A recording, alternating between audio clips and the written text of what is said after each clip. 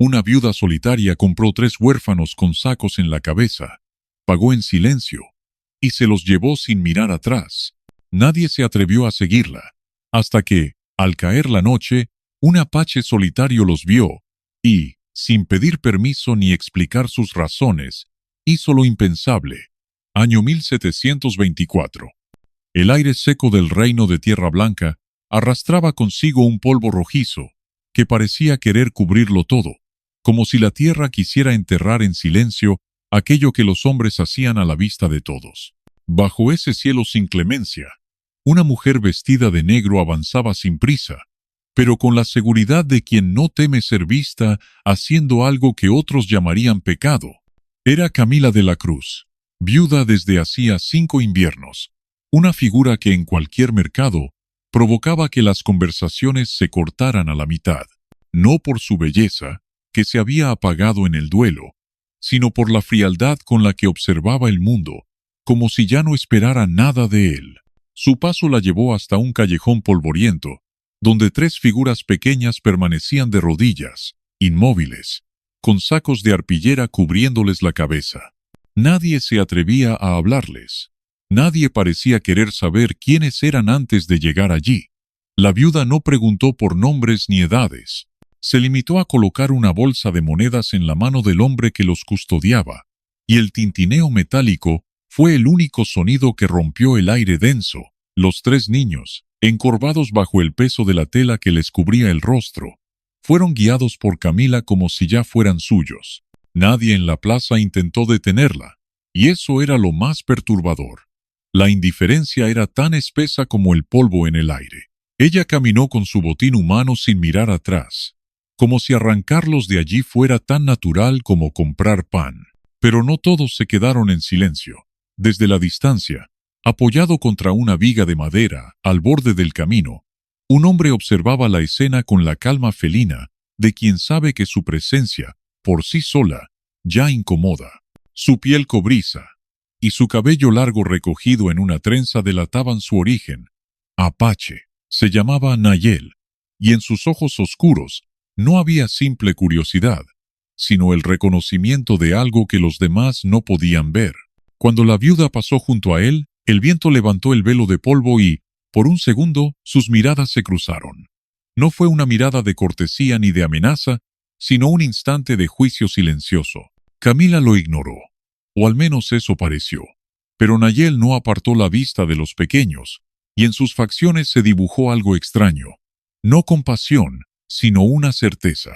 Como si supiera que esos niños, ocultos bajo los sacos, eran más que simples huérfanos, más que un secreto.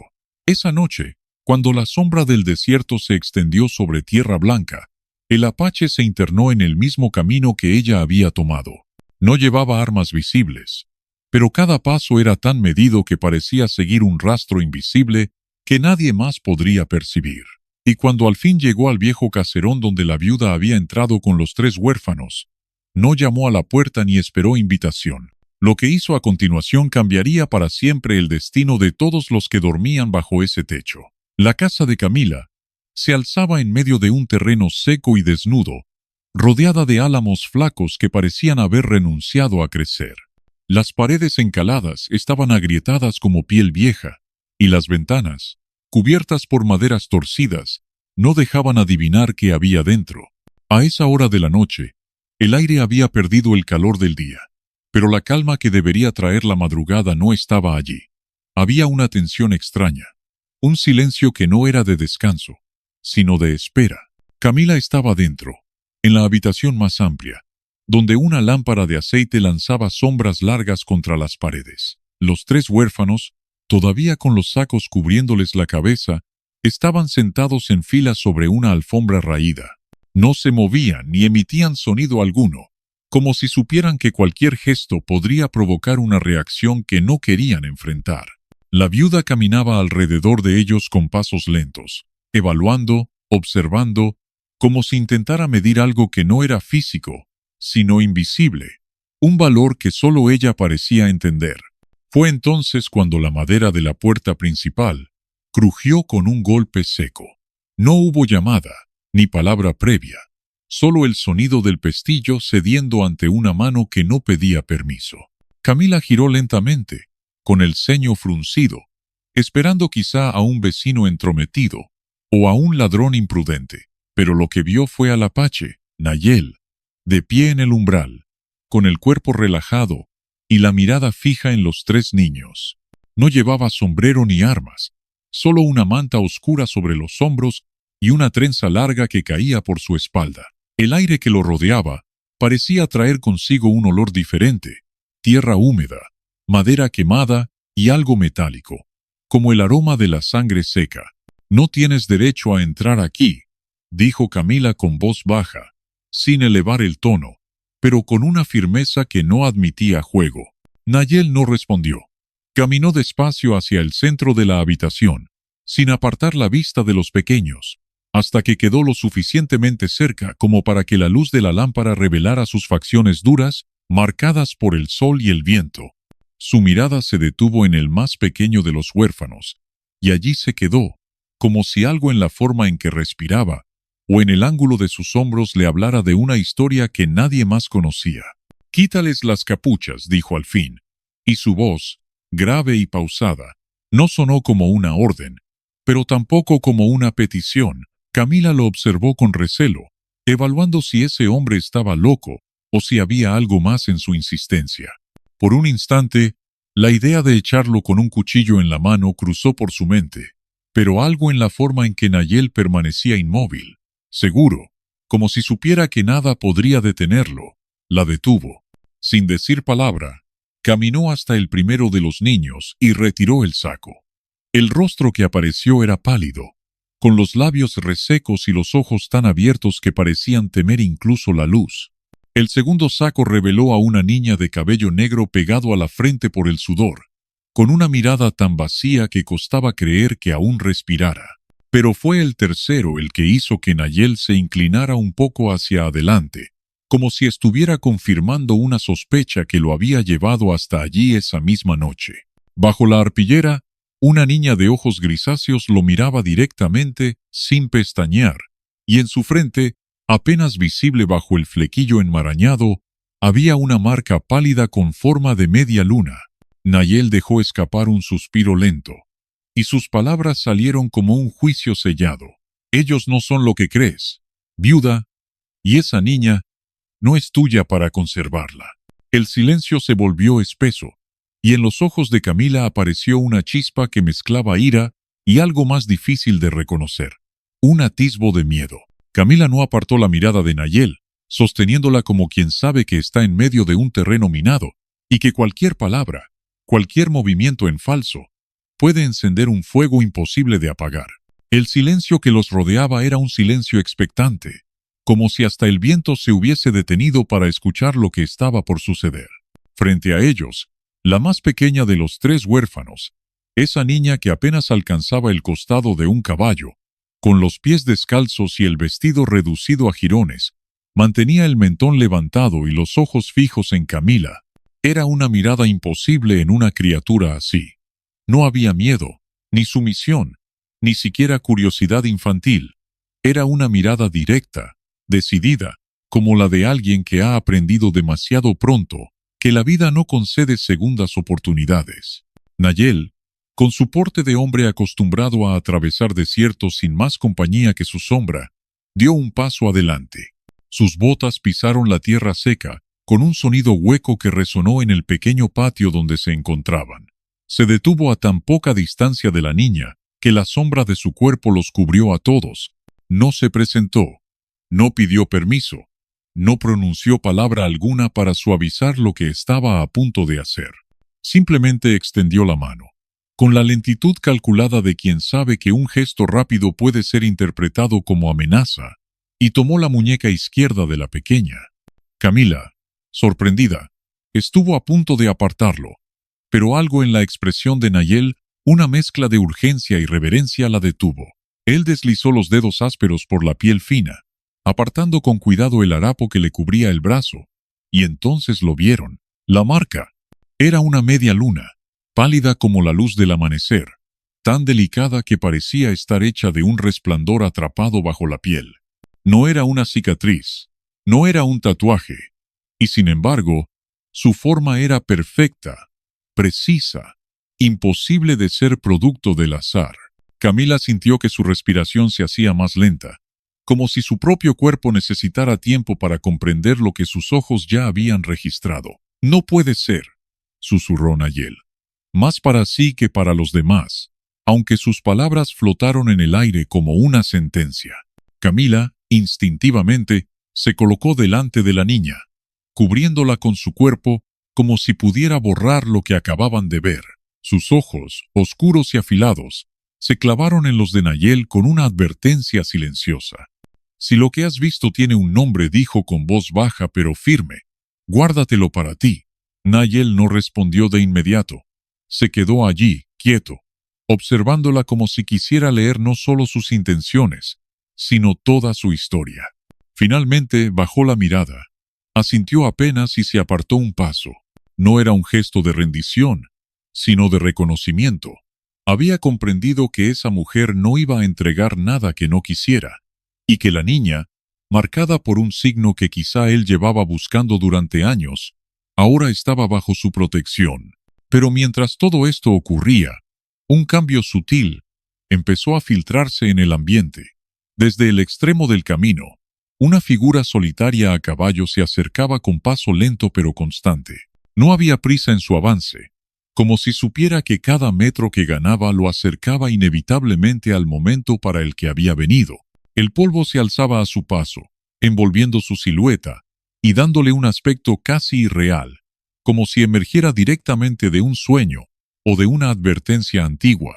Nayel giró la cabeza, y su rostro, habitualmente imperturbable, se tensó. Camila lo notó, y en ese instante, supo que la llegada de ese hombre no era un hecho menor, no era un visitante, no era un curioso, y desde luego, no era alguien dispuesto a irse con las manos vacías. El caballo avanzó un poco más, y por primera vez, el jinete levantó el rostro. Sus ojos, oscuros y penetrantes como la noche sin luna, se fijaron directamente en la niña de la marca. Camila sintió un escalofrío recorrerle la espalda. No necesitaba que nadie se lo explicara. Lo que estaba a punto de suceder iba a cambiarlo todo. El sonido del caballo avanzando sobre la tierra reseca no era un simple golpeteo rítmico. Era como un tambor lejano que, sin buscarlo, marcaba el pulso de quienes lo escuchaban. Cada pisada parecía hundirse un poco más que la anterior, no por el peso del animal, sino por el peso invisible que cargaba su jinete. El viento, que hasta hacía un momento traía consigo el aroma tenue de las jarillas y la sal de los llanos, pareció detenerse, como si incluso el aire prefiriera apartarse para no entorpecer el momento que estaba por desarrollarse. Camila no apartaba los ojos de aquel hombre, aunque cada fibra de su cuerpo le pedía hacerlo. Había en él algo que no era solo presencia física, sino una fuerza silenciosa que obligaba a medir cada gesto, cada pensamiento. Vestía cuero curtido por soles implacables y noches sin abrigo, con costuras reparadas una y otra vez, testigos mudos de un viaje que no debía de haber tenido principio claro ni final previsible. A su cintura, el brillo mate de un cuchillo largo contrastaba con el desgaste de la empuñadura. No era un adorno, era una extensión de su mano. Cuando el caballo se detuvo, no fue porque él lo ordenara con un tirón de riendas, sino porque el animal mismo pareció entender que había llegado al punto exacto donde debía parar. El apache desmontó con una calma inquietante, dejando que sus botas tocaran el suelo con un peso que resonó en el pecho de los presentes más que en sus oídos. Camila, con el instinto de quien ha aprendido a desconfiar de las entradas silenciosas, adelantó un paso y se colocó de forma que quedara entre el recién llegado y los tres niños. No levantó la voz, no intentó imponerse con palabras. Su postura hablaba por ella. Nadie se acercaría sin antes pasar por su voluntad. Nayel, que hasta entonces había sido un observador de acero, dio un paso hacia el apache. Entre ellos no hubo saludo ni gesto de reconocimiento, solo un intercambio breve de miradas, tan cargado de información que, para quien no supiera leerla, pasaría por un simple instante.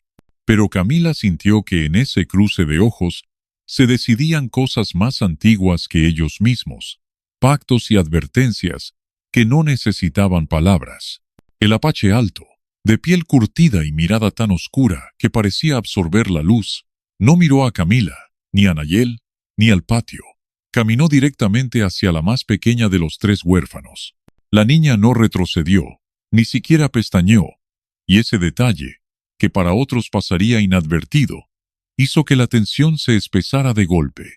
Se detuvo frente a ella, inclinándose apenas para quedar a su altura. Durante un instante, lo único que hizo fue mirarla, como si estuviera cotejando un recuerdo con lo que tenía delante. Luego, en un movimiento lento pero certero, levantó la mano y retiró con suavidad el saco que cubría su cabeza. El aire del patio pareció cambiar. Bajo la tela áspera y maltratada, apareció un rostro de rasgos finos, piel morena y ojos grandes, que parecían sostener más historias de las que cualquier niño debería cargar. El apache extendió los dedos, y sin apartar la vista de sus ojos, apartó un mechón de cabello que le caía sobre la frente. Fue entonces cuando lo vio, la media luna en la muñeca. No dijo nada, ni un gesto de sorpresa ni de reconocimiento, pero en la forma en que sus hombros se tensaron, en el leve endurecimiento de su mandíbula, Camila entendió que acababa de encontrar lo que había venido a buscar. Nayel dio un paso adelante, apenas un par de centímetros, lo justo para que el mensaje quedara claro. Si ese hombre pretendía llevarse a la niña, tendría que pasar sobre él.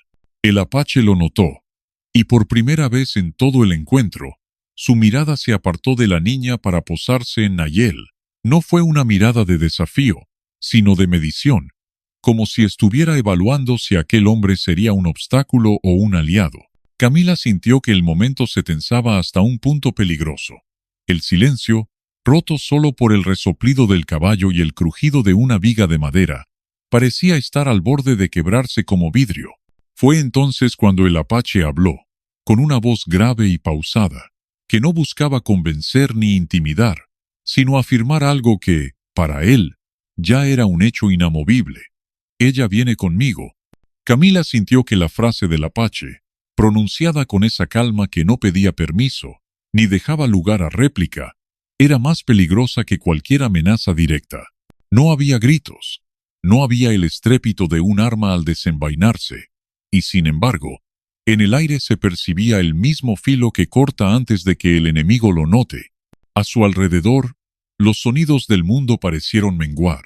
Incluso las gallinas en el corral guardaron silencio, y hasta el viento, que momentos antes jugueteaba con los pliegues de su falda, se detuvo como si comprendiera que estaba por presenciar algo que quedaría grabado en la memoria de los presentes. Sus dedos, curtidos por años de trabajo en la intemperie, y de levantar peso que otros habrían considerado impropio para una mujer, se cerraron en puños discretos, lo suficiente para que los nudillos se tensaran bajo la piel. Dio un paso al frente, no con brusquedad, sino con ese avance controlado, que delata a quien no retrocede, aunque sepa que la consecuencia podría costarle caro. Sus ojos, oscuros y firmes, se fijaron en los del apache con una intensidad que pocas veces había usado contra un hombre. No dijo, y la palabra no fue un alarido ni un susurro, fue una roca colocada en mitad de un río, obligando a que la corriente encontrara otro curso. El apache no se movió, apenas ladeó la cabeza, como si estuviera estudiando un objeto interesante que no había previsto encontrar. No era un hombre joven, pero tampoco estaba gastado por la edad.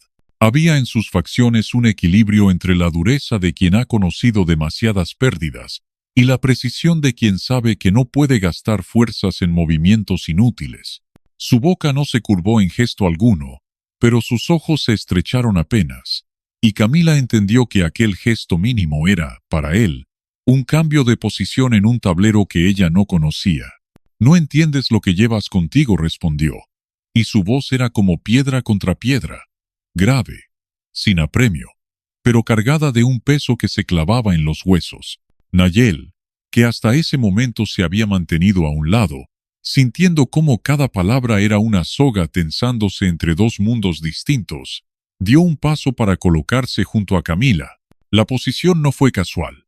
Estaba a medio cuerpo detrás de ella, como un centinela que reconoce quién es la voz principal, pero dispuesto a interceder si las manos del apache buscaban lo que su boca pedía. No pronunció palabra, pero la forma en que su mano se acercó al cuchillo en su cinto habló por él. Camila sintió que el corazón le golpeaba con fuerza, pero no en un ritmo descontrolado, sino como un tambor que prepara el cuerpo para la resistencia.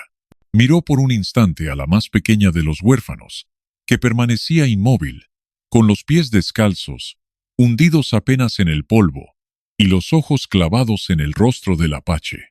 Había en la niña una quietud que no era miedo, sino algo mucho más inquietante: reconocimiento. «La compré yo», dijo Camila, alzando la voz lo suficiente para que no solo él la escuchara, sino también los otros dos niños, como si quisiera dejar constancia frente a ellos de que nadie decidiría por encima de su palabra, y no se la entregaré a nadie. El apache soltó una breve exhalación, que no era burla pero tampoco resignación. Dio un paso, y fue un paso medido, que no rompía el espacio personal de Camila, pero sí lo erosionaba, acercándose a ese límite invisible que separa una conversación de un enfrentamiento. «No hablo de compra», dijo, despacio, como si cada palabra tuviera que encontrar su lugar exacto antes de ser pronunciada. «Hablo de sangre. Hablo de algo que no se puede intercambiar por monedas». La frase, aunque simple, hizo que un eco extraño recorriera la mente de Camila. No entendía a qué se refería, pero la firmeza con la que lo dijo, unida a la mirada fija que mantenía sobre la muñeca de la niña, la obligó a darse cuenta de que ese hombre no había llegado por accidente. Nayel se adelantó un paso más, borrando el último espacio que quedaba entre ellos. «Si quieres llevarte a alguien de aquí», dijo, con un tono más bajo pero más cargado que un trueno, «tendrás que dar un motivo que no sea tu silencio». El apache giró apenas el rostro hacia él, pero sin apartar del todo la vista de Camila. «Mi motivo está en su piel», dijo, y señaló con un leve movimiento de barbilla la muñeca de la niña. Fue entonces cuando Camila, con un gesto rápido, tomó la mano de la pequeña y vio lo que él veía: una marca pálida, en forma de media luna, apenas visible bajo la piel. No supo por qué, pero en el momento en que la vio, sintió que su resistencia se enturbiaba con una inquietud nueva, como si esa forma diminuta abriera un hueco en la coraza que había construido durante años. El silencio que siguió no fue simple ausencia de sonido. Fue un espacio en el que cada uno de los presentes midió lo que iba a hacer a continuación, sabiendo que el próximo movimiento podría alterar para siempre el destino de todos. «Ella viene conmigo», repitió el apache, y esta vez, aunque las palabras eran las mismas, llevaban un peso que no admitía duda. Camila no apartaba la vista de la pequeña marca, y aunque su forma era simple, casi insignificante, algo en ella parecía irradiar una fuerza que no tenía nada que ver con el cuerpo frágil que la llevaba. El apache, con ese silencio que parecía hecho para obligar a los demás a hablar primero, aguardaba, y en ese lapso, que apenas fueron unos segundos pero que a Camila le parecieron minutos enteros, la sensación de estar perdiendo el control sobre aquello que creía suyo se hizo más real que nunca. La niña, que hasta entonces se había mantenido inmóvil, miraba alternativamente a Camila y al apache, como si entre ambos estuviera librando una conversación que ella entendía sin necesidad de palabras. La media luna en su muñeca, casi del mismo tono que la piel, parecía latir con la luz del sol que caía sesgada desde el oeste. Camila, de forma instintiva, intentó cubrirla con su mano, como si ese gesto pudiera borrar el interés del hombre frente a ella. Pero él dio un paso adelante, y la voz que salió de su garganta no era de exigencia ni de súplica, sino de pura certeza. «Esa marca no se elige, no se gana ni se compra. Nace en aquellos que cargan la memoria de los que vinieron antes», dijo, pronunciando cada palabra como si estuviera trazando un mapa invisible sobre el aire. Nayel, que se mantenía firme a un lado, frunció el ceño. «Hablas como un anciano que quiere vender leyendas, pero yo veo a una niña asustada y a un hombre que quiere llevársela». El apache lo miró con una calma que no era desprecio, pero sí distancia. «Yo he visto esa marca 3 veces en toda mi vida, y cada vez que la vi, hubo sangre. No por ella, sino por lo que otros estaban dispuestos a hacer para poseerla».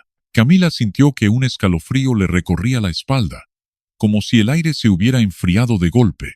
La imagen de los otros dos huérfanos se dibujó en su mente, los tres llegados juntos, cubiertos con sacos en la cabeza, entregados por unas manos que no dudaron en tomar las monedas.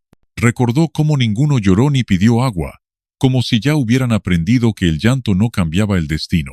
Ahora, entendía que al menos uno de ellos cargaba con algo que ni siquiera el más alto precio podía comprar. ¿Qué significa?, preguntó finalmente. Y aunque su voz buscaba sonar firme, había en ella un temblor que no se podía disimular. El apache no respondió de inmediato. Se inclinó hacia la niña y le habló en una lengua que Camila no reconoció, una sucesión de sonidos cortos y fluidos que parecían más antiguos que las paredes de cualquier casa. La niña, lejos de retroceder, respondió en el mismo idioma, con una voz que no había usado hasta entonces, grave para su edad y cargada de una seguridad inquietante. Ella lo sabe, dijo él, volviendo a enderezarse. La marca no es solo una señal, es un llamado, y quienes lo escuchan no siempre vienen con manos limpias. El viento sopló entonces, levantando polvo y pequeñas hojas secas, como si quisiera borrar las huellas que se acumulaban entre ellos. Camila sintió que todo a su alrededor se reducía a esa media luna y a la mirada del apache, fija en ella, esperando una decisión que todavía no estaba lista para tomar. Pero antes de que pudiera responder, un ruido interrumpió el momento, el golpeteo de cascos en la distancia. No eran muchos, pero venían rápido, levantando una nube visible incluso desde donde estaban. El apache giró la cabeza hacia el sonido, y en ese gesto fugaz, Camila vio un cambio en su rostro. No era temor, sino el reconocimiento de que el tiempo se había acortado. No hay más que hablar aquí, dijo, y con un movimiento rápido, tomó la mano de la niña. Camila dio un paso para impedirlo, pero Nayel ya había desenvainado su cuchillo. El aire se tensó como un alambre a punto de partirse. La niña, sin embargo, no opuso resistencia, y eso hizo que la confusión de Camila se mezclara con una punzada de traición, aunque sabía que no podía culpar a quien todavía era demasiado joven para decidir su propio camino. A lo lejos, el sonido de los cascos crecía, y las figuras comenzaron a hacerse visibles. Jinetes, vestidos con ropas polvorientas, portando armas, y con una urgencia en el cuerpo que no presagiaba nada bueno. Si ellos llegan antes de que nos movamos, dijo el apache, sin apartar la vista de Camila, no habrá decisión que puedas tomar. Te la arrebatarán, y entonces, ni yo ni tú podremos seguir su rastro. Camila tragó saliva, sintiendo que cada palabra se incrustaba en la parte más profunda de su miedo. El polvo de los jinetes ya alcanzaba el aire que respiraban, y un latido interno, mucho más rápido que el suyo, parecía marcar el ritmo de lo que estaba por estallar. El sonido de los cascos se transformó en un latido acompasado, que parecía brotar del mismo suelo, reverberando a través de las plantas secas y las piedras gastadas, hasta llegar al pecho de Camila y apretarlo como una mano invisible. El aire se cargó de un olor áspero, mezcla de sudor de animal y cuero viejo, y en esa fragancia áspera y persistente se dibujaba la amenaza de quienes no venían con intenciones de diálogo. La nube de polvo crecía con cada segundo, borrando la línea del horizonte y tragándose los tonos ocres del atardecer. El sol, bajo y abrasador, proyectaba sombras largas que parecían moverse por su cuenta, adelantando la llegada de los jinetes antes que sus cuerpos mismos. Camila sentía la mirada del apache, firme y calculadora, evaluando no solo la distancia de los intrusos, sino también el tiempo exacto que les quedaba para actuar. Él no parecía un hombre que se inquietara fácilmente, pero había en la tensión de sus hombros una advertencia silenciosa. Quedarse quietos sería entregarse. La niña, con su marca expuesta, no apartaba los ojos de esa nube que se acercaba. No temblaba, no retrocedía. Por el contrario, había en su postura algo inquietante, como si supiera que aquellos que venían tras ella no eran desconocidos del todo, como si en su memoria ya existiera el sonido de esos cascos, el ritmo de ese galope, y el eco de voces que quizá había oído en otra vida. o en otro momento que no estaba dispuesta a contar. No son muchos, dijo Nayel, intentando evaluar la situación mientras giraba el cuchillo en su mano. Pero vienen con hambre. Hambre de algo que no es comida. El apache no contestó de inmediato. En lugar de eso, se inclinó hacia la niña y habló en ese idioma que Camila no comprendía. Palabras rápidas, suaves, pero cargadas de una urgencia que solo se percibía en el filo de su tono. La niña asintió apenas, sin apartar la vista del horizonte. Camila, que todavía sostenía una parte de la cuerda que había usado para mantenerlos juntos durante el trayecto, sintió que la tensión se multiplicaba. Era como si cada fibra de ese lazo, tan simple, estuviera a punto de decidir de qué lado caería el destino de todos ellos. Los cascos estaban cerca ya, tan cerca que el polvo comenzaba a morder la garganta con su sequedad. El primer jinete se hizo visible, un hombre alto, con el rostro cubierto por un pañuelo gris que apenas dejaba ver sus ojos claros, fríos como el acero. Llevaba un fusil colgado del hombro y una mano descansando sobre la culata, como si el simple peso del arma le recordara que no había venido a negociar. Detrás de él, dos figuras más bajas pero igual de tensas, cabalgaban en perfecta sincronía, y en sus ropas se adivinaban trozos de metal clavados como parches improvisados, señal de hombres que habían visto pelea y no le temían a otra. Cuando los jinetes redujeron el paso, el silencio que se extendió fue casi más insoportable que el galope. Se detuvieron a unos metros, lo suficiente para observar sin quedar al alcance inmediato de un ataque. El líder apartó el pañuelo de su rostro y dejó al descubierto una cicatriz que partía su labio en dos, como una grieta permanente que lo obligaba a sonreír con una mueca torcida. Ella dijo, señalando directamente a la niña. Su voz no necesitó más palabras para dejar claro que no había venido por otra cosa. Camila sintió que todos los músculos de su cuerpo se tensaban. El apache dio un paso adelante, colocándose justo entre la niña y los jinetes, sin tocar su arma pero con esa quietud que solo tienen los que saben exactamente cómo y cuándo atacar. Nayel se movió hacia el lado contrario, flanqueando, como si un acuerdo tácito se hubiera formado en ese instante. Cualquiera que intentara cruzar el aire que separaba a la niña de su lugar actual, tendría que pasar por sus cuerpos primero. No hay trato, dijo el apache, con una calma que parecía retar a que lo contradijeran. El hombre de la cicatriz dejó escapar una risa seca, un ruido sin alegría que se perdió rápido en el viento. No necesitas trato cuando lo que quieres ya te pertenece. Sus hombres comenzaron a abrirse en abanico, intentando rodearlos. Camila sintió que el aire se le comprimía en el pecho, y que el instinto de huir se mezclaba con el impulso de aferrarse a la niña, incluso aunque eso significara atraer sobre sí toda la furia de quienes habían llegado. En ese momento, la niña hizo algo que nadie esperaba. Dio un paso al frente, saliendo de la sombra protectora del apache, y levantó la muñeca mostrando la marca de la media luna. Lo hizo sin miedo, como quien lanza una piedra a un río para provocar las olas. Los jinetes detuvieron su avance, y en sus rostros apareció algo que no era solo codicia, era reconocimiento. El hombre de la cicatriz pronunció unas palabras en voz baja, y los otros dos jinetes desmontaron. El metal de sus espuelas tintineó contra las piedras, un sonido que perforaba el silencio como un reloj, contando los últimos segundos antes de un desastre inevitable. El apache no movió un músculo, pero en su mirada había una claridad peligrosa. Sabía que lo que estaba por pasar no sería una simple amenaza. El aire se tensó como una cuerda a punto de romperse, y cada segundo que pasaba entre la niña con la muñeca alzada y los jinetes que se acercaban, parecía un paso más hacia un abismo del que nadie volvería igual. El polvo que habían levantado los caballos aún flotaba en el aire, difuminando los contornos de las figuras y tiñendo todo de un tono ambarino que hacía que los rostros se vieran más duros, más viejos, más marcados por la vida y por la violencia. El hombre de la cicatriz avanzó un paso, y ese movimiento bastó para que Nayel desenvainara el cuchillo por completo, girándolo entre sus dedos con la misma facilidad con la que un hombre juega con una moneda. El apache, en cambio, permaneció inmóvil, pero su quietud no era pasividad, sino la calma controlada de alguien que conoce el momento exacto en que debe moverse y que entiende que precipitarse es tan peligroso como llegar tarde.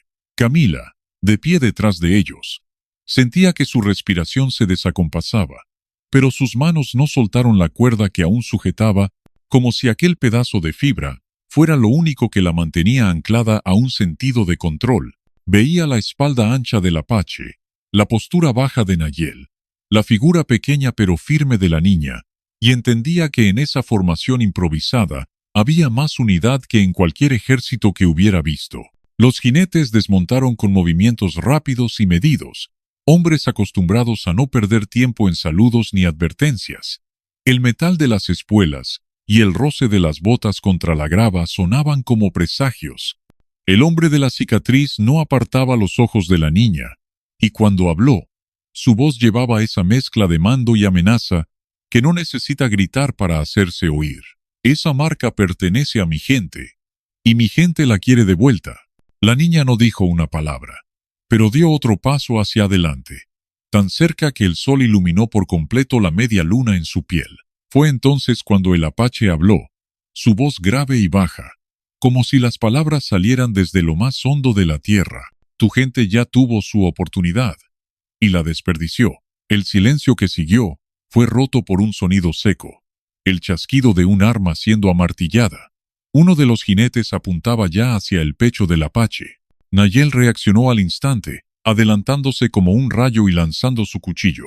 La hoja cortó el aire y se incrustó en la madera de la culata del arma, desviando el disparo que se perdió en el cielo. El estampido retumbó en los oídos de todos, y fue la señal que necesitaban para que el choque comenzara. El primer hombre se abalanzó hacia la niña, pero el Apache se movió con la precisión de un depredador.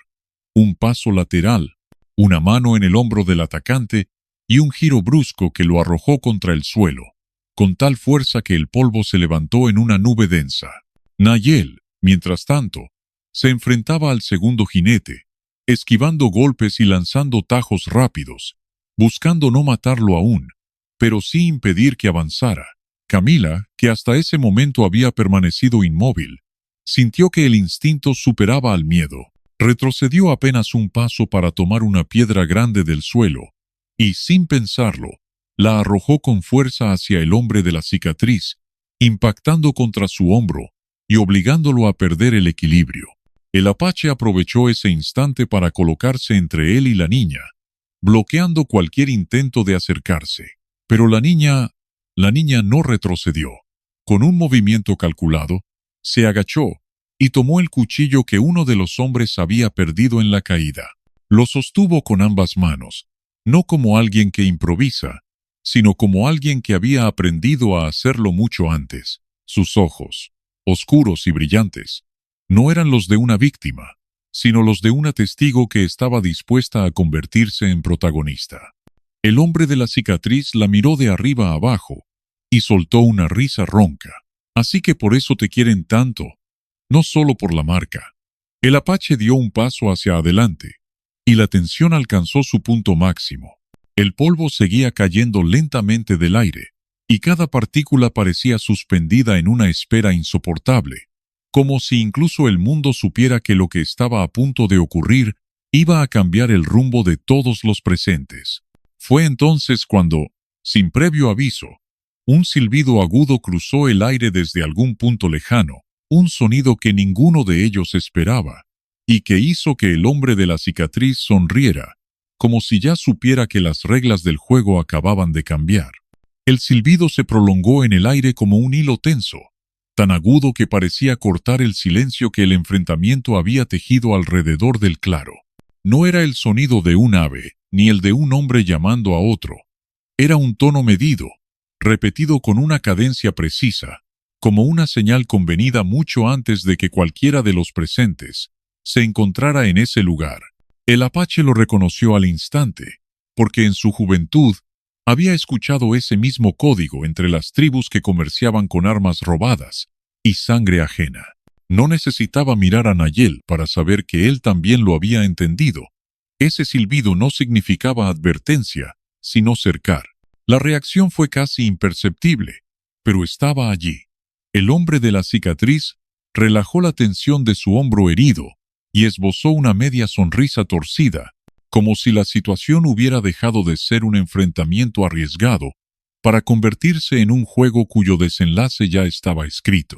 Los otros dos jinetes, aún forcejeando con Nayel y recuperándose de los golpes, intercambiaron miradas rápidas, confirmando que habían escuchado la misma orden silenciosa, y entonces el aire cambió.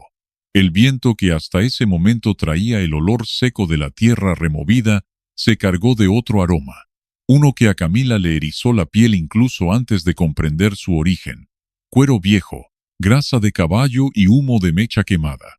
Desde el borde más oscuro del claro comenzaron a aparecer sombras montadas, una tras otra, hasta formar un semicírculo que cerraba la salida hacia cualquier punto que no fuera el centro del enfrentamiento.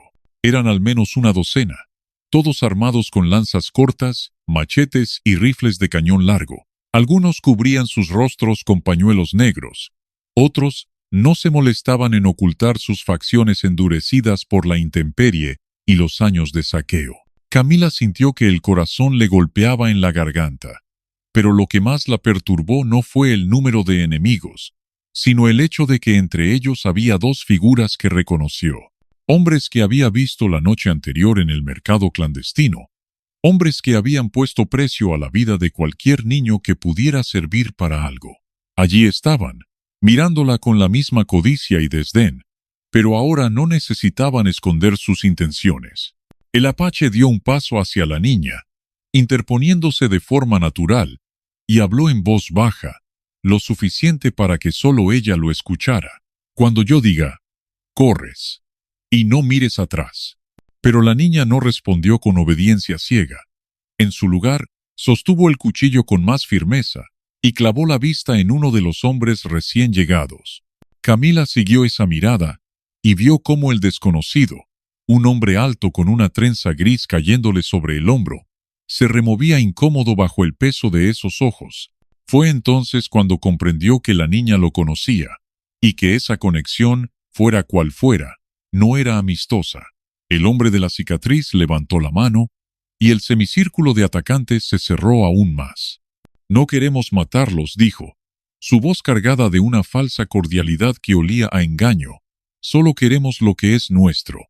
El apache no respondió, pero sus manos comenzaron a moverse de forma sutil, ajustando el cuero que sujetaba la empuñadura de su hacha, calculando distancias, midiendo la velocidad de cada posible atacante. Nayel, por su parte, había girado el cuerpo apenas lo suficiente para cubrir la retaguardia, manteniendo siempre a Camila en su línea de visión, como si supiera que en una emboscada los segundos se medían no en respiraciones, sino en muertes evitadas. La niña habló entonces, y su voz no era la de una menor indefensa, sino la de alguien que cargaba con un conocimiento demasiado pesado para su edad. Si me llevan, no encontrarán lo que buscan. La frase cayó como una piedra en un estanque silencioso. El hombre de la cicatriz ladeó la cabeza, estudiándola, y por un instante sus facciones mostraron una sorpresa apenas perceptible. Pero fue el de la trenza gris quien reaccionó de verdad. Avanzó un paso, quitándose el pañuelo que le cubría parte del rostro, y dejó ver una cicatriz curvada que partía desde la ceja hasta la comisura de los labios. Tú, dijo con un tono que mezclaba rabia y temor, tú deberías estar muerta. Camila sintió que el aire se comprimía alrededor de esas palabras, y el apache giró apenas la cabeza hacia la niña, buscando en su rostro una respuesta que ella no ofreció. En cambio, sus dedos se aferraron al cuchillo con más fuerza, y su postura cambió sutilmente, como si en cualquier momento fuera ella la que iniciara el ataque. En ese segundo suspendido entre la tensión y el estallido, algo quedó claro para todos. Esa niña no era simplemente una huérfana que una viuda había comprado para ocultarla del mundo. Era el centro de una historia que ninguno de ellos comprendía del todo, pero cuyo desenlace estaba a punto de escribirse a sangre y fuego. El hombre de la cicatriz volvió a levantar la mano, y esta vez el gesto fue la señal para que dos de sus hombres desmontaran, avanzando con armas desenfundadas. Fue entonces cuando el apache, sin apartar la vista de ellos, Murmuró 3 palabras que Nayel entendió al instante. Ahora empieza todo, y como si el universo hubiera estado esperando esa orden, el primer disparo rasgó el aire. El primer disparo no fue un acto aislado, sino el inicio de una sinfonía brutal, en la que cada nota era pólvora, gritos y acero chocando contra acero. La bala silbó a centímetros del rostro del apache, arrancando una astilla de la roca a su espalda, y ese sonido seco, cortante, actuó como una campana invisible que rompió el último hilo de contención que mantenía unidos a todos los presentes en aquel claro. En un solo movimiento fluido, el apache se lanzó hacia adelante, desenfundando su hacha con una velocidad que parecía imposible para un hombre de su edad y tamaño. El filo, oscuro por el uso, encontró carne antes de que el primer atacante pudiera reaccionar, y el golpe, certero y devastador, lo derribó sin darle tiempo siquiera a gritar. El olor metálico de la sangre recién derramada se mezcló con el polvo que el movimiento de los caballos levantaba, y el aire se volvió denso, difícil de respirar. Nayel, que había permanecido con el cuchillo bajo y la mirada alerta, se giró hacia su flanco derecho cuando vio que 2 hombres intentaban rodearlo. No esperó a que se acercaran del todo. En lugar de retroceder, avanzó de forma agresiva, lanzando una estocada baja que atrapó a uno de ellos en la parte interna del muslo, haciendo que se desplomara entre alaridos. El segundo, desconcertado por la rapidez del movimiento, apenas tuvo tiempo de levantar su machete antes de que Nayel lo empujara con el hombro, desbalanceándolo lo suficiente como para quitarle el arma con un giro seco de muñeca. Camila, paralizada solo un instante, sintió que cada músculo de su cuerpo se tensaba al ver cómo los atacantes se acercaban en oleadas. La niña, en cambio, no dudó. Se agachó, tomó un puñado de tierra y ceniza de la hoguera apagada, y lo lanzó directamente al rostro del hombre de la trenza gris que avanzaba hacia ella. Él gruñó, cegado momentáneamente, y eso fue todo lo que ella necesitó para moverse con agilidad sorprendente hacia el lado donde la maleza se abría apenas lo suficiente para permitir el paso de un cuerpo pequeño, pero no llegó lejos. Una mano, grande y áspera, la atrapó por el brazo y la levantó del suelo como si fuera una rama seca. Era el hombre de la cicatriz, que había permanecido a la retaguardia, observando cada movimiento con la paciencia de un cazador que espera el momento exacto para cerrar la trampa. Su voz, grave y helada, cortó el bullicio de la batalla. Basta de juegos. Ese instante de distracción casi le costó la vida, porque el apache, al ver a la niña atrapada, no dudó en lanzarse hacia él con una determinación que parecía más instinto que pensamiento. La distancia que los separaba era corta, pero los atacantes se interpusieron, formando una barrera de cuerpos que lo obligaba a abrirse paso a fuerza de golpes. Cada tajo de su hacha era un rugido contenido, cada paso hacia adelante un desafío a la muerte misma. Nayel intentaba seguir su avance, pero la presión sobre su propio flanco crecía. Los hombres armados con rifles disparaban a ciegas, sin importar si sus propias filas quedaban en la línea de fuego. El ruido ensordecedor de las detonaciones hacía vibrar el suelo, y cada impacto en las rocas levantaba fragmentos que cortaban la piel como pequeñas cuchillas. Fue entonces cuando la niña, colgando del brazo del hombre de la cicatriz, gritó algo que heló la sangre de todos los que lo escucharon. No fue una súplica, ni un pedido de ayuda. Fue una frase clara, firme, pronunciada en la lengua antigua, que solo los ancianos de la tribu apache aún recordaban. Yo soy la llave de la promesa rota. El eco de esas palabras pareció detenerlo todo por un segundo. Incluso el hombre de la cicatriz aflojó su agarre, como si lo que acababa de escuchar le hubiera abierto un recuerdo que preferiría mantener enterrado. Los atacantes, confundidos, intercambiaron miradas rápidas, y algunos retrocedieron un paso, murmurando entre dientes palabras que sonaban más a superstición que a lógica. El apache aprovechó esa grieta en la tensión para abrirse paso, cortando la distancia entre él y la niña. Su mirada no era la de un guerrero en combate, sino la de un hombre que comprendía, quizá por primera vez, el verdadero valor de aquello que estaba defendiendo. No se trataba solo de proteger una vida, sino de salvaguardar algo que, si caía en manos equivocadas, podría cambiar el destino de más personas de las que cualquiera allí podía imaginar. Pero justo cuando estaba a un par de pasos de alcanzarla, un disparo resonó más fuerte que todos los anteriores, y la niña soltó un grito ahogado. El disparo reverberó en el claro como si la misma tierra hubiera sido herida. Durante un instante eterno, todo se detuvo. El polvo quedó suspendido en el aire. Los gritos se apagaron en un silencio espeso, y hasta el sol, que asomaba tímidamente por el horizonte, pareció titubear antes de continuar su ascenso. La niña, todavía en el brazo del hombre de la cicatriz, había recibido el impacto en el hombro, no en el corazón, pero el hilo de sangre que comenzó a manar por su pequeña túnica encendió en el apache algo que superaba la ira. Era una determinación que no buscaba gloria ni venganza, sino justicia. Esa justicia áspera y silenciosa que solo conocen quienes han sobrevivido a la traición demasiadas veces. Con un rugido que no era humano sino ancestral, el apache se abalanzó sobre el hombre de la cicatriz, y en esa carrera no hubo arma ni fuerza que pudiera detenerlo. El filo de su hacha trazó un arco perfecto, y el impacto resonó como un tambor de guerra que anunciaba el fin.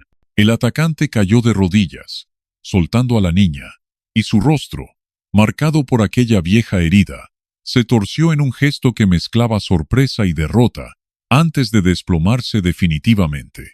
Nayel acudió de inmediato, atrapando a la niña antes de que tocara el suelo. Sus manos, firmes pero temblorosas, detuvieron la hemorragia improvisando un vendaje con un trozo de tela arrancado de su propia camisa. La niña, con el rostro pálido pero los ojos encendidos, buscó al apache y susurró algo apenas audible. «Cumple la promesa». Él se arrodilló junto a ella, sus manos, curtidas por el trabajo y la guerra, sosteniendo las pequeñas de la niña con una delicadeza que contrastaba con la violencia que acababa de desplegar. La miró a los ojos y asintió. Y en ese gesto no había solemnidad ceremonial, sino la fuerza de un juramento que se sabe irrompible. Los atacantes restantes, al ver caer a su líder y percibir la quietud feroz que ahora emanaba del apache, comenzaron a retroceder, no con prisa, sino con ese paso contenido de quienes temen que un movimiento brusco despierte algo que aún podría alcanzarlos. La maleza los tragó uno a uno, y pronto el claro volvió a ser territorio del silencio, roto solo por la respiración agitada de quienes habían sobrevivido. Camila se acercó entonces, sus pasos inseguros, como si la magnitud de lo que acababa de ocurrir le pesara sobre los hombros. Se arrodilló frente al apache y con un temblor en la voz que delataba tanto gratitud como miedo, le dijo: «No sé por qué lo hizo, pero sé que desde ahora mi vida y la de estos niños está ligada a la suya». El apache no respondió con palabras. En su cultura, las promesas verdaderas no se dicen, se demuestran. Se limitó a tomar la mano de Camila y colocar en su palma el pequeño colgante azul con forma de media luna, el mismo que había custodiado en silencio durante años. El tacto frío de la piedra hizo que ella levantara la vista, buscando una explicación, pero lo único que encontró fue esa mirada profunda, inquebrantable, que parecía atravesar las capas más densas del miedo y la duda. «Esto no es mío», susurró ella. «Ahora sí lo es», respondió él, y esas 4 palabras cayeron como un sello invisible sobre un pacto que ninguno de los dos había previsto, pero que ya estaba sellado. El sol, al fin libre de las sombras, comenzó a pintar de rojo las rocas y la arena, y ese rojo no era el de la sangre derramada, sino el de un amanecer que anunciaba una nueva etapa. Los 3 niños se agruparon alrededor de Camila, aferrándose a su falda, y ella, instintivamente, los abrazó a todos, como si su cuerpo pudiera convertirse en muralla. El apache se apartó unos pasos, mirando hacia el horizonte. No era un adiós, pero sí una distancia necesaria.